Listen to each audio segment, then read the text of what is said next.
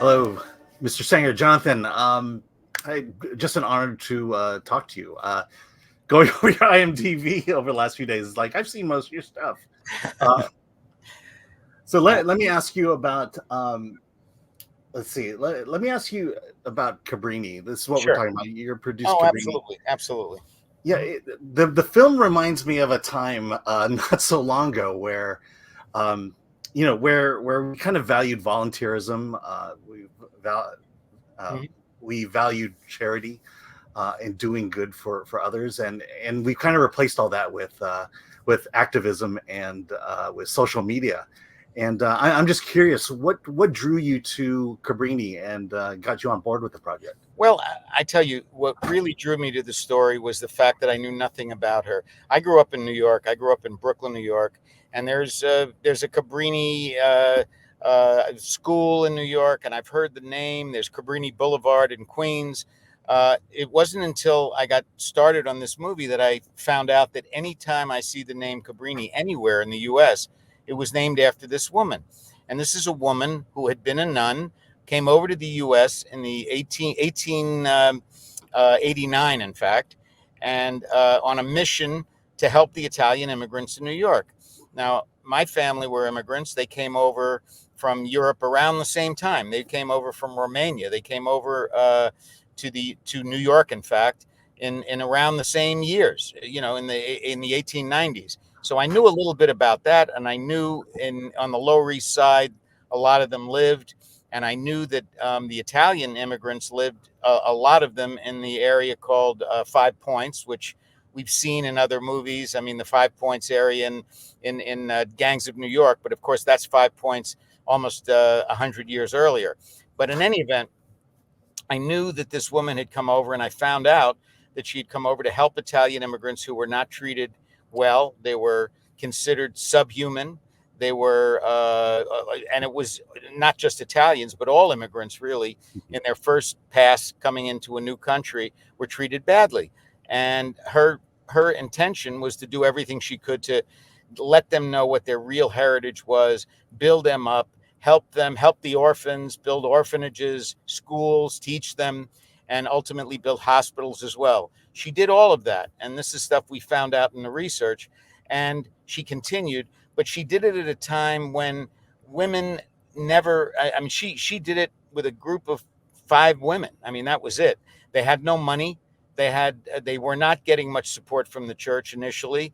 The only support they got was the ability to come, but they, in terms of finding money or ways to get money to be able to handle all of their activities, there wasn't any opportunities for them, and they had to figure it out.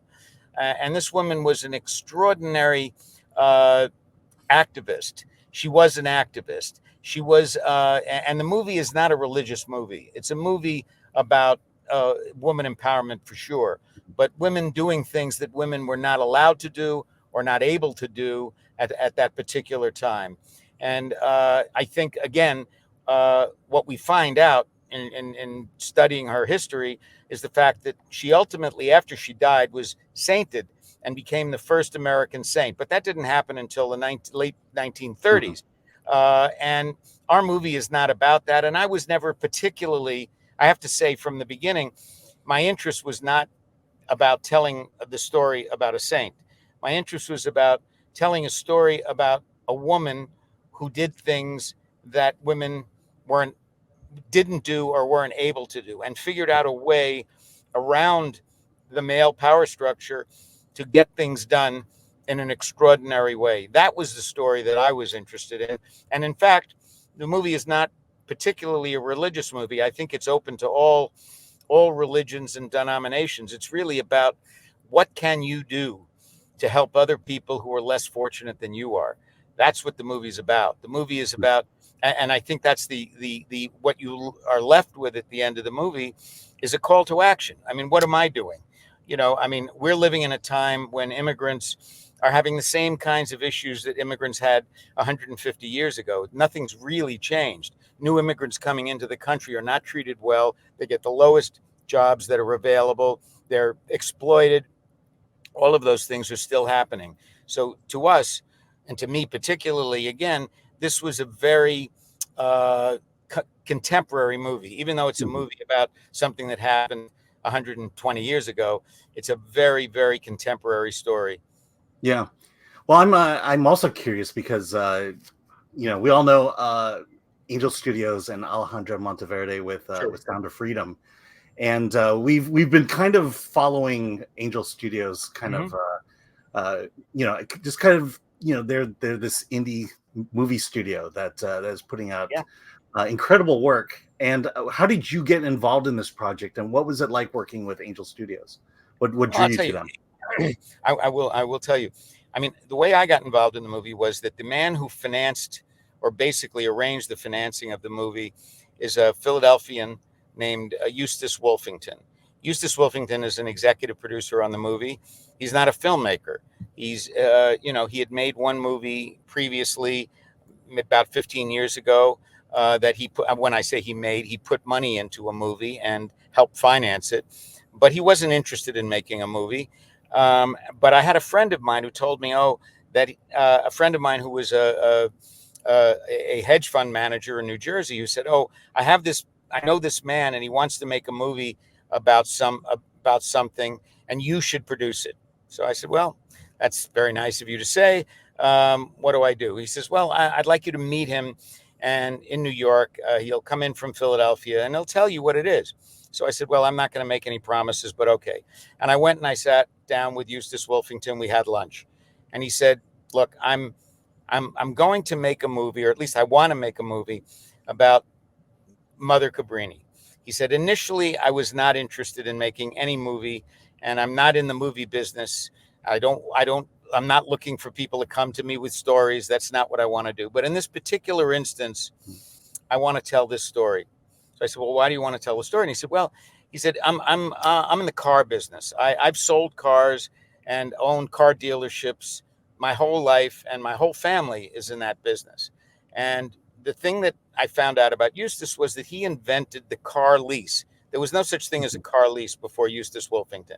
Back in 1960 or so, he came up with this idea that he knew that as soon as you drove a car off a lot, if you turned around and drove it back on, it was worth 20% less. He said, that's kind of crazy. People shouldn't have to, I mean, you lose so much value in things that way. So he had suggested to all the major car companies, and he came up with all of the arithmetic and algorithms in order to make it possible, that they ought to lease cars. They all said no to him. And he said he was turned down every time he went to them. And he went to every major car company for years. And he was finally about to give up. He said, I think it's a great idea. I know it's a great idea, but nobody's interested. They all say people only want to own things. Nobody wants to lease things. So I was about to give up, and I go to church one day, and I'm sitting in church, and there's a man, my friend, sitting next to me, and I see the statue behind me, and I say, who's that? And he says, oh, that's Mother Cabrini. And he said, well, who's Mother Cabrini? And he said, well, to put it shortly to you, Mother Cabrini was a nun who never took no for an answer. He said, really? And the guy told him a little bit about Mother Cabrini's history, some of the stuff I've told you, and he was fascinated by it. And he said, well, okay. And he thought, when he left church that day, he said, I'll give it a few more weeks before I give up the lease idea. Because, I'm inspired by the idea of a woman who never takes no for an answer. He said within 2 weeks, he sold his first lease. And within 6 months, he sold every major car company his lease idea. And ultimately, I mean, he was a wealthy man to start with. He became a very wealthy man as a result of having created the car lease. And he wound up selling his company in the early 2000s for a huge number. And he was interested more in doing, philanthropic things.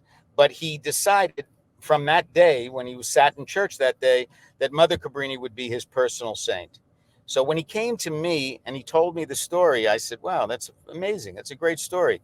I said, but, I don't know that I'm the right guy to do this, to produce it for you, because I like to tell stories about real people, but I like to tell stories about real people that other people can relate to.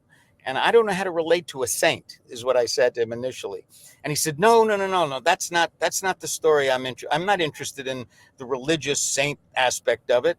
I mean, that just happened after she died. He said, but I'm interested in telling a story about a woman who just persisted in the face of the hardest no opportunity, and just continued and continued until she was able to get things done. And that story interested me too. And from that point on, we began the process of putting the movie together. There was a writer. I met with him in Los Angeles. I talked to him. I liked him very much. Rod Barr. He wound up writing the movie. We originally thought that we wanted to get a woman to direct it because we felt it was the right thing to do. And we looked at certain women that we were hoping might be interested. Some women who, I mean, I could mention their names, but they're very prominent women film directors. But as it turned out, they only wanted to write their own stories, or they liked the story, but the timing wasn't right. For one reason or another, it didn't work out. Alejandro was busy.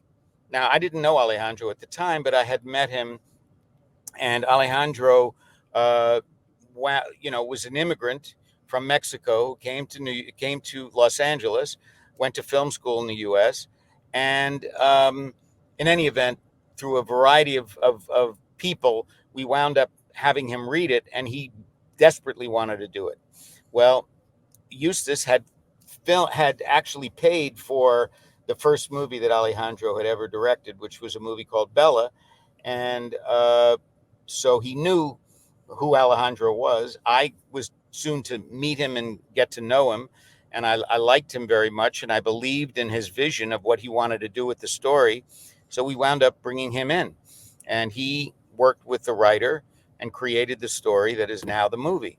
And that's basically the beginnings of it. That's how it all began. Initially, though, the story, all of us recognized that the story was way too much of her life story went on and on and on. She did so many other things besides what she did in New York.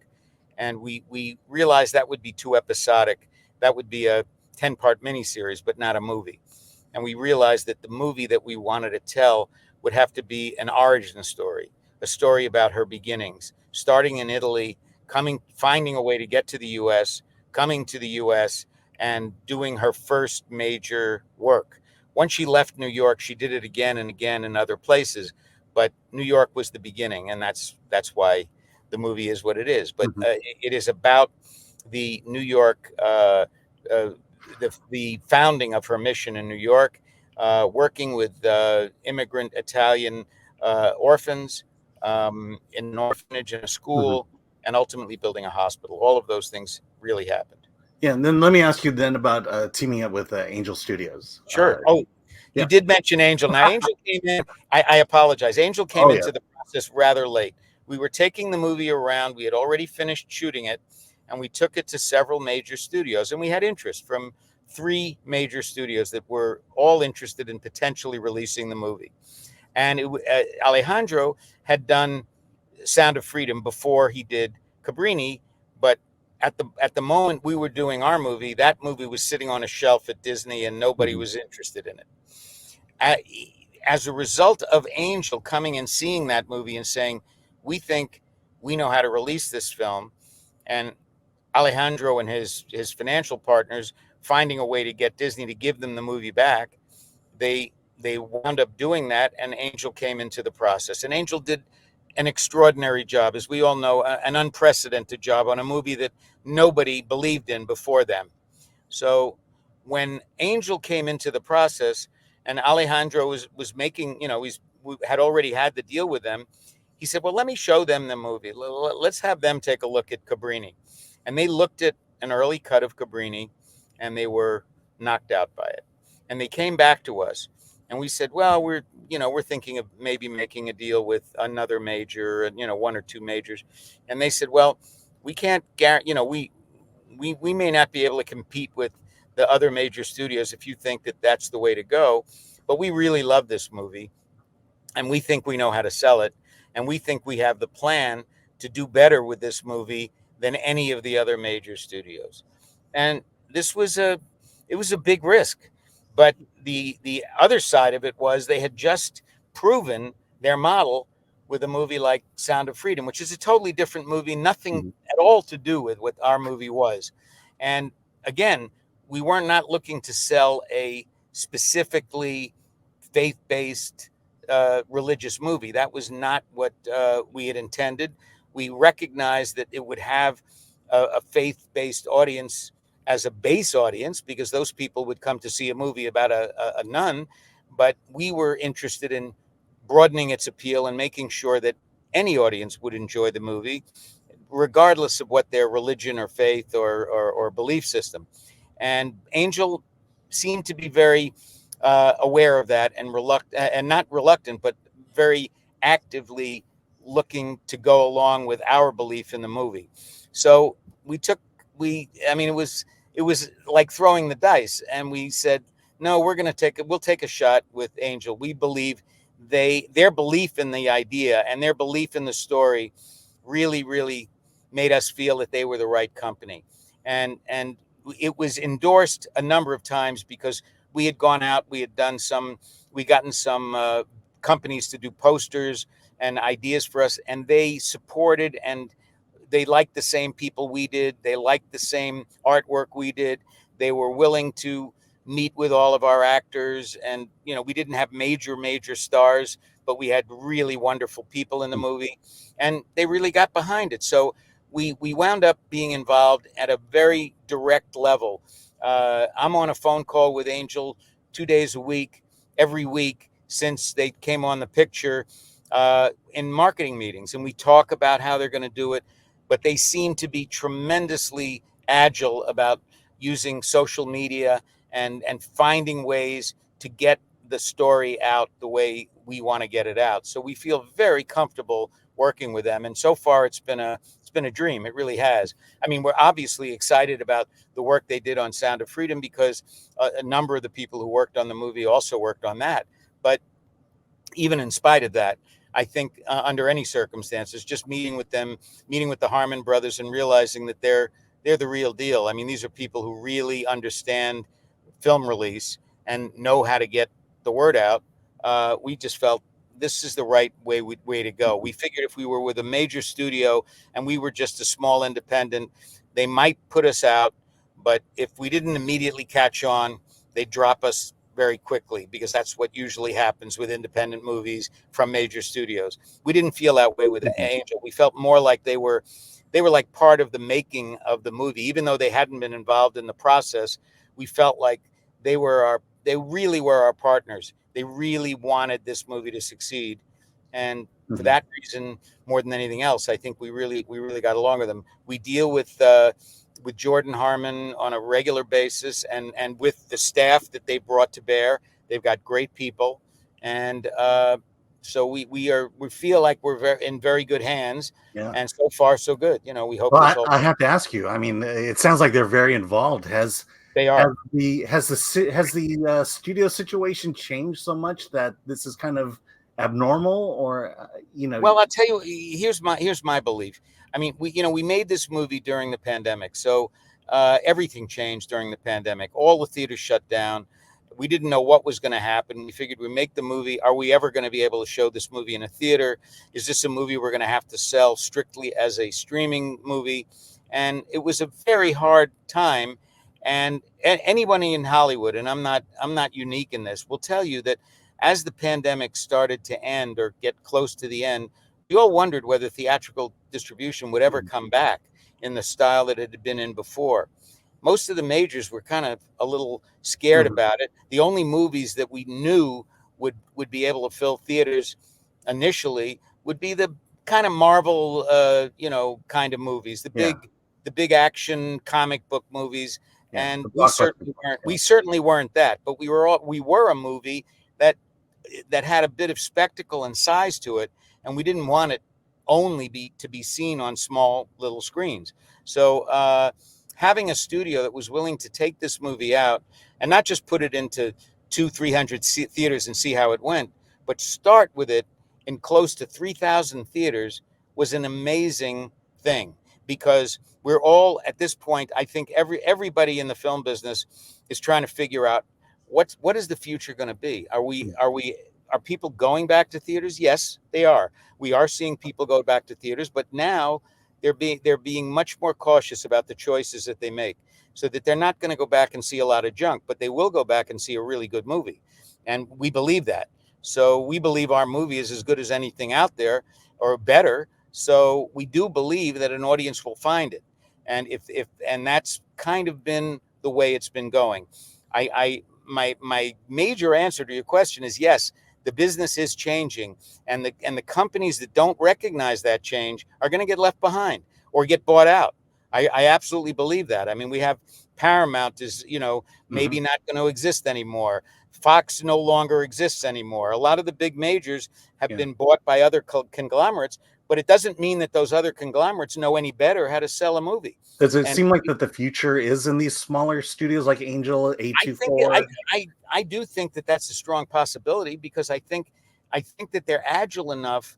They're not they're not so heavily leveraged that they can't make a quick move. They can Hmm. make a move because they don't have a. I mean, their overhead isn't as big as Universal or Sony or any of those studios. They can move quickly, and they are very, very smart about using modern analytics, and they do understand, we believe anyway, that they do understand social media probably better than any of the majors, Yeah.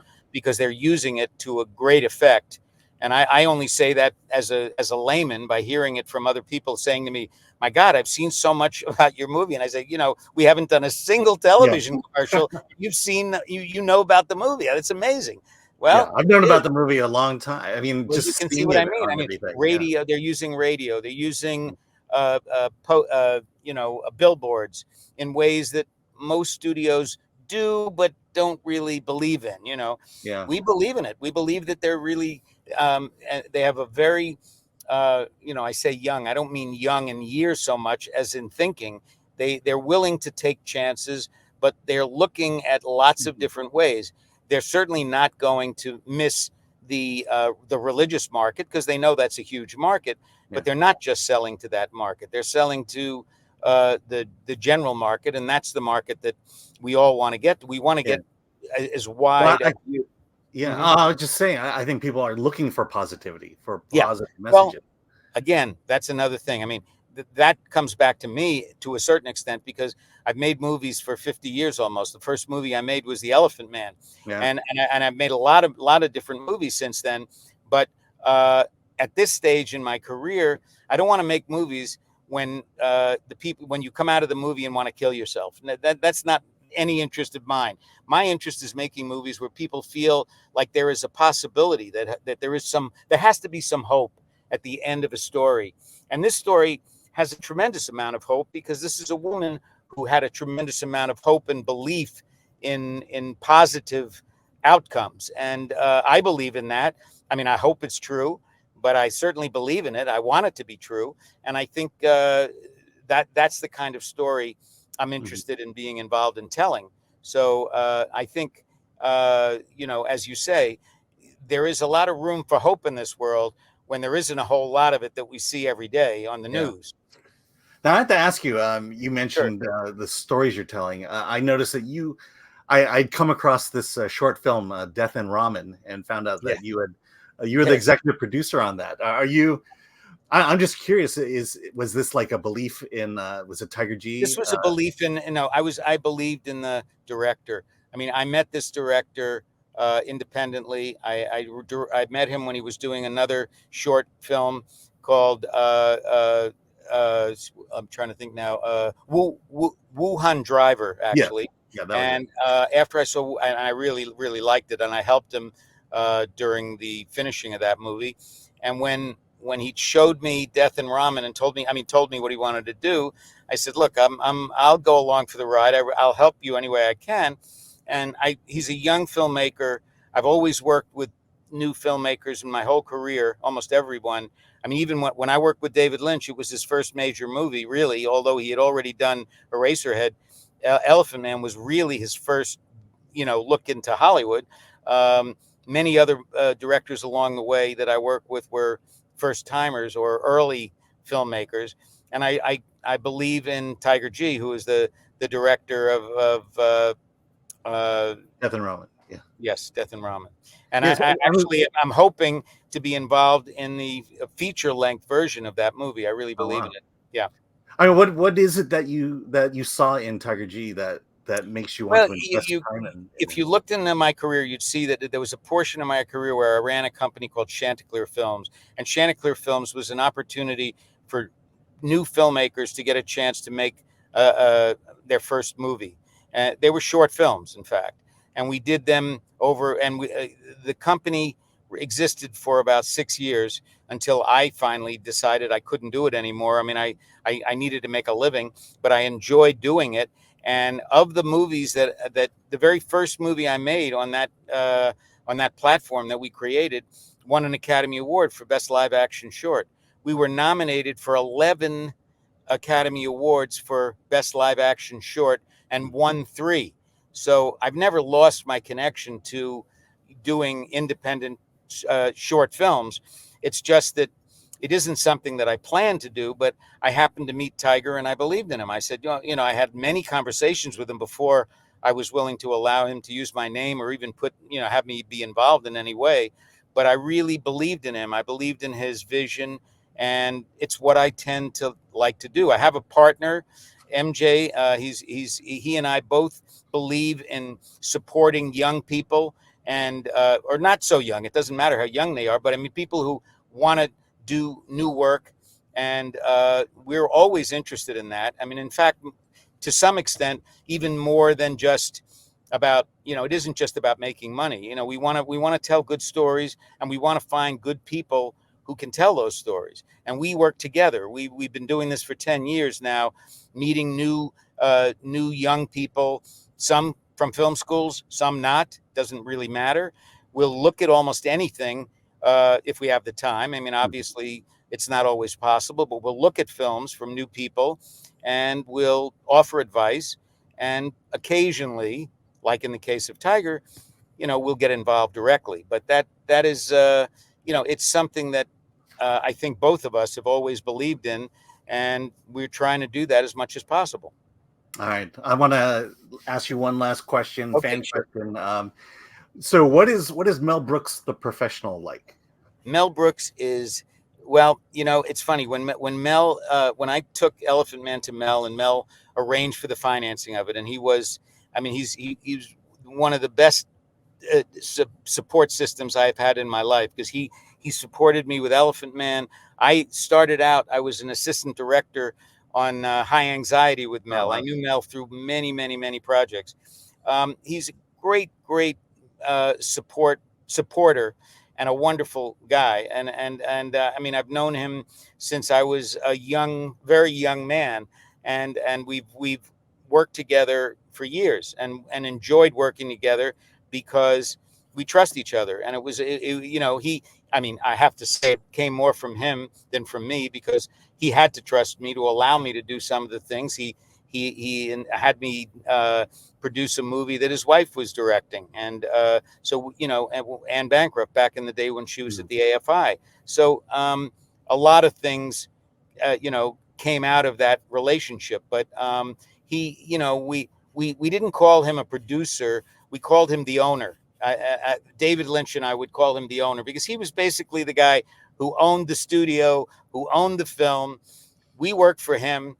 And if he said, if he didn't want to give us support, he wouldn't have. But on our first film, and this is me and David will tell you this if you talk to him, uh, Mel gave us final cut on the first film we ever produced, and he directed. I mean, he had directed before, but he basically said, "Look, I'm going to give you notes, but whatever I think, ultimately, it's going to go out the way you think, because I trust you guys, and you made the movie." And I can't imagine anybody having that kind of support that early in our career. So there's nothing that I could say about Mel that would be negative, because I love the man. Yeah. He was like a second father to me, really, and supported me all through my career. Yeah, that's amazing. I've been a fan of him since Yeah. I can remember film, and There you and go. All right. And just you know, when you say final cut, I mean, I have to believe that he's probably had his battles trying to get final cut. Mm-hmm. Oh yeah, no, he meant it. He was totally serious about it, and totally supported us. And I mean, David to this day talks about Mel whenever he does interviews, because Mel really gave us the opportunity to make the movie that we wanted to make, and he supported it and believed in us. And you know, he was just a terrific, terrific mentor in that Mhm. respect. You know. Amazing. Okay. Well, thank you very much. I appreciate you spending time with me and talking about Cabrini, which comes out in theaters on March 8th, this Friday. So, yeah, good luck. It's a fantastic film, and I can't wait for people to see it. Thank you so much. Thank Talk you. to you soon. Bye bye. Bye.